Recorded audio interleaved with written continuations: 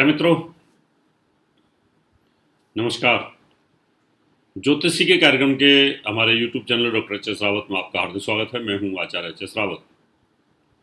आज मैं आपको बताऊंगा 13 अप्रैल से, यानी आज 8 तारीख है, 8, 9, 10, 11, 12, 13, आज से 6 दिन बाद मंगल देव का राशि परिवर्तन हो जाएगा और वो मिथुन राशि में प्रवेश करेंगे। मिथुन राशि में प्रवेश करने के बाद पूरे साल के लिए कालसर्प योग टूट जाएगा, भंग हो जाएगा। फिर कालसर्प योग नहीं बनेगा दिसंबर तक, फिर दिसंबर के बाद बनेगा।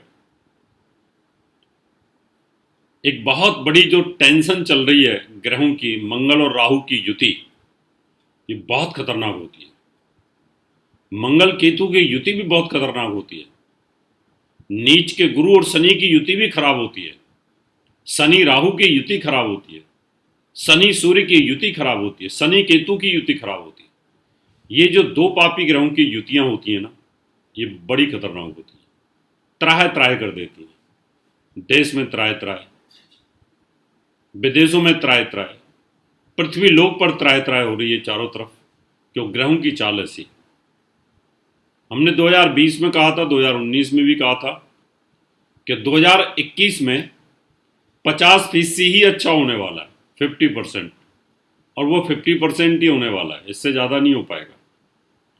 अभी कोरोना की स्पीड दोबारा बढ़ी है, नया कोरोना आ गया, पुराना ख़त्म हुआ तो नया आ गया। लोगों में त्राह त्राह मच रही है। कामों की स्पीड जो है वो ठीक हुई है, 2020 के मुकाबले बेटर हुई है। तो मंगल के राशि परिवर्तन करने से कोई बहुत ज़्यादा अच्छा नहीं होगा, लेकिन फिर भी ये तो 45-50 से दिन 55 दिन तक रहता है एक राशि में। मिथुन राशि में प्रवेश करेगा। मिथुन राशि इसके दुश्मन की है, इसके शत्रु की है, बुध की है, राजकुमार की है, और राजकुमार के घर में सेनापति के जाना ये कहीं ना कहीं नुकसान करता है। तो मंगल का बुध के घर में जाना, शत्रु राशि में जाना, तो ऐसी सिचुएशन में ये जो मंगलिक योग बनाएगा बड़ा प्रबल होगा, बड़ा घातक होगा, बड़ा खतरनाक होगा। इसलिए जिन जिन के बारे में, जिन राशियों के बारे में मैं जानकारी दूंगा, उनको कुंडली देख करके कुंडली मिलाना चाहिए, तब जाके शादी करनी चाहिए। मिथुन राशि के अंदर मंगल का आना बहुत ही खतरनाक मंगलिक योग बनाता है।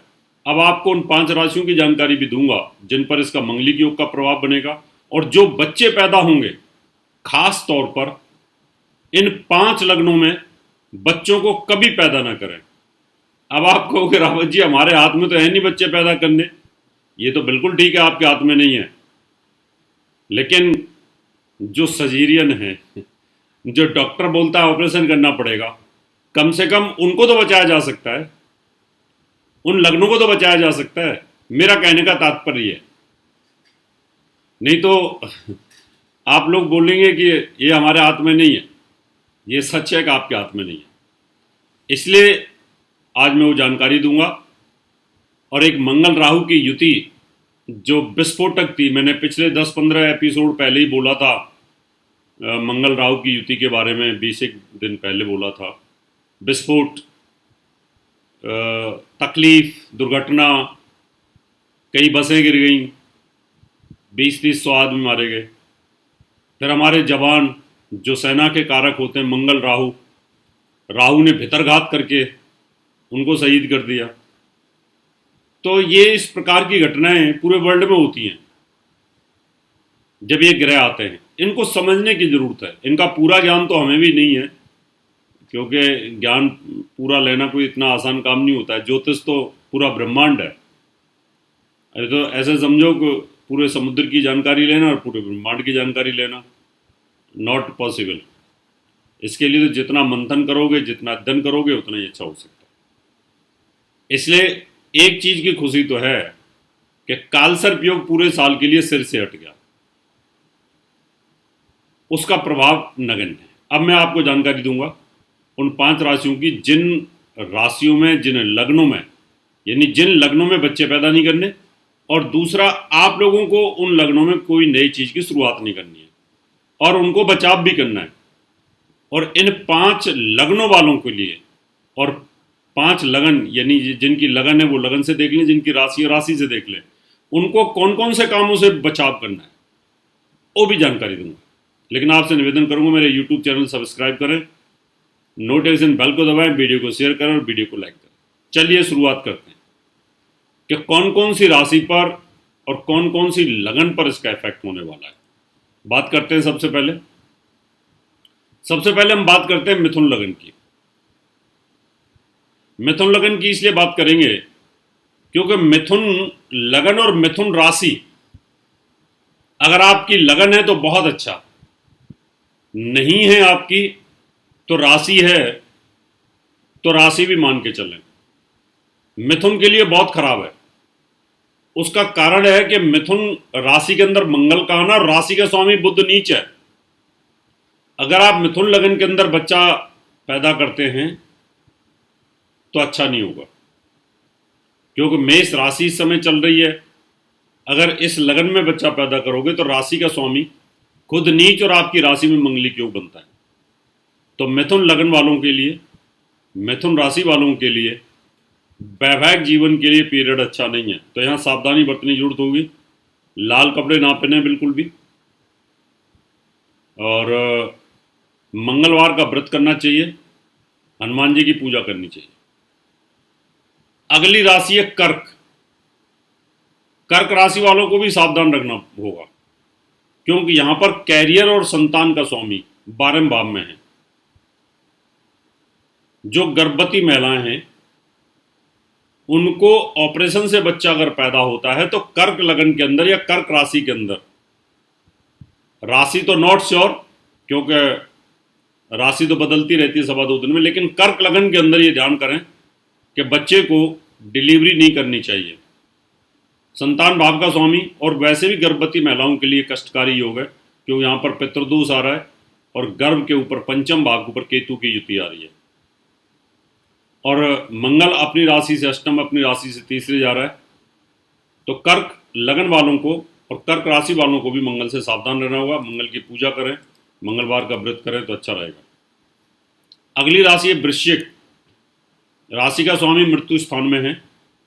चोट, एक्सीडेंट, दुर्घटना, इससे बचाव करने की जरूरत होगी। यानी खुद को ध्यान रखना है अपने चोट का। अगर आप बीमार हैं, तकलीफ हो सकती है आपको, तो यहाँ पर केतु के मंत्रों का जाप, मंगल के मंत्रों का जाप आपको करना चाहिए। तो इससे काफ़ी बचाव होगा, इससे आपको आराम मिलेगा, लाभ मिलेगा। इससे वृश्चिक लगन के अंदर भी बच्चे की डिलीवरी नहीं करनी चाहिए।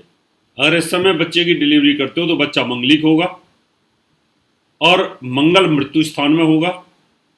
मृत्यु स्थान का स्वामी बुध नीच होगा। इसलिए मैं आपको वार्निंग दे रहा हूं, अलर्ट कर रहा हूं। लेकिन कुछ लोग बोलेंगे कि आप डरा रहे हैं। मैं डरा नहीं रहा, मैं आपको सावधान कर रहा हूं। इसलिए वृश्चिक लगन में बच्चा पैदा ना करें तो इससे बचाव रहेगा। अगली राशि हमारे पास धनु। धनु के अंदर 12वें भाव का स्वामी मंगल है, संतान पत्नी के घर में बैठा हुआ है, और पत्नी स्थान का स्वामी नीच है। तो धनु लगन के अंदर भी बिल्कुल भी डिलीवरी नहीं करनी चाहिए, क्योंकि यहां पर मंगलिक योग प्रबल बनेगा सप्तम भाव का, और सप्तम भाव का जो मंगलिक योग होगा उसका स्वामी बुध नीच होगा। तो इसलिए यहां बचाव करने की आपको आवश्यकता हो, यहां भी आपको सेफ्टी लेने की जरूरत है। अगली जो हमारे पास में लग्न है और जो राशि है मीन।